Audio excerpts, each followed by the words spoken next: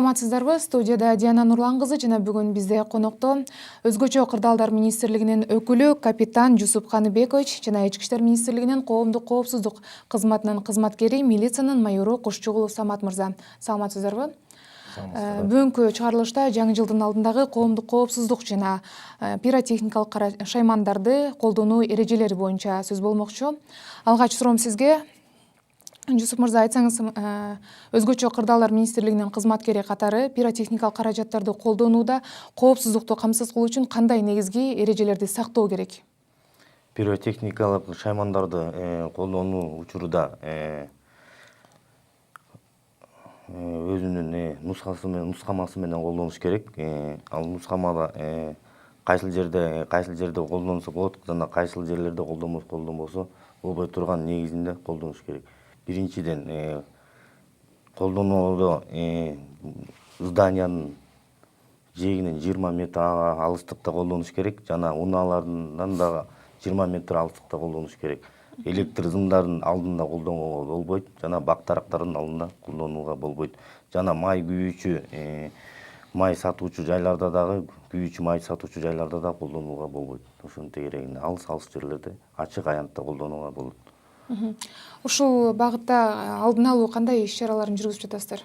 Алдын алуу Өзгөчө кырдаалдар министрлигинин буйругунун негизинде жаңы жылдын алдына алуу иштерин жүргүзүп атабыз. Элдер көп чогулган жерлерде жана мектептерде, жаңы жыл уюштуруучу жайларда алардын кызматкерлери менен жана ишкерлери менен алдын алуу максатында нускамалар жана сабактар өтүлүп атат.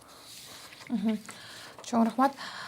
Сиз айтсаңыз, жаңы жылга карата Ички иштер министрлиги тарабынан коопсуздук чаралары боюнча кандай иштер аткарылууда? Жаңы жылдык майрам учурунда Кыргыз Республикасынын ички иштер органдары күчөтүлгөн тартипте кызмат өтөйт. Жана ошондой эле жетекчилик тарабынан буга чейин тескемелер жөнөтүлгөн жерлерге. Ал тескемеде эң негизгиси ушул пиротехникалык шаймандарды колдонуу учурунда жарандардын ден соолугунун коопсуздугу жана ошондой эле жаш өспүрүмдөрдү колдонууга жол бербөө максатында калк арасында түшүндүрүү иштери жүргүзүлүүдө. Пиротехникалык каражаттарды колдонууга байланыштуу алып келген кырсыктардан качуу үчүн алдын алуу чараларын көрүү Өзгөчө кырдаалдар министрлиги тарабынан кандай сунуштарды берет элеңиздер? Мен ушул убакыттан пайдаланып элдерге кайрылат элем. Биринчиден, ата эне баары бир жаңы жылды тосот, балдарына пиротехника алып берет. Ошол учурда пиротехниканы сактоо, кандай сакташ керек, үйдөн кандай жерге сакташ керек, кандай температурада сакташ керек, нымдуу жерге сактабаш керек, нымдуу жерден жылуу жерге батареялардын жана жылыткычтардын жанына 50-60 сантиметр жеткирбей сакташ керек, кургак кармаш керек. Анан аны колдонуп атканда дагы асманга түз каратып колдонуш керек. Кыйшытып дагы бирөөнү каратып, бирөөнү каратып колдонууга да болбойт. Ушундан кесепетинен өрт чыгып кетиши мүмкүн. Горизонтально, вертикально түз каратып атырып колдонуш керек. Андан тышкары дагы пиротехниканы айыл жергелеринде мал бар, чөп бар, чөптөрдүн жанына алыс туруп колдонууга аракет кылыш. Ошондо гана өрт кырсыгы көп катталбайт го деп мен ишенем.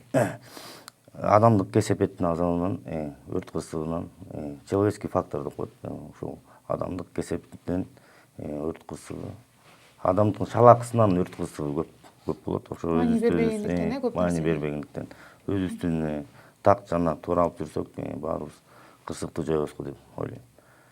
Сизге суроом, пиротехникалык каражаттарды колдонуудан улам өрт кырсыктары келип чыккан учурда жарандарыбызга кандай иш-аракеттерди кылууну сунуштайсыздар?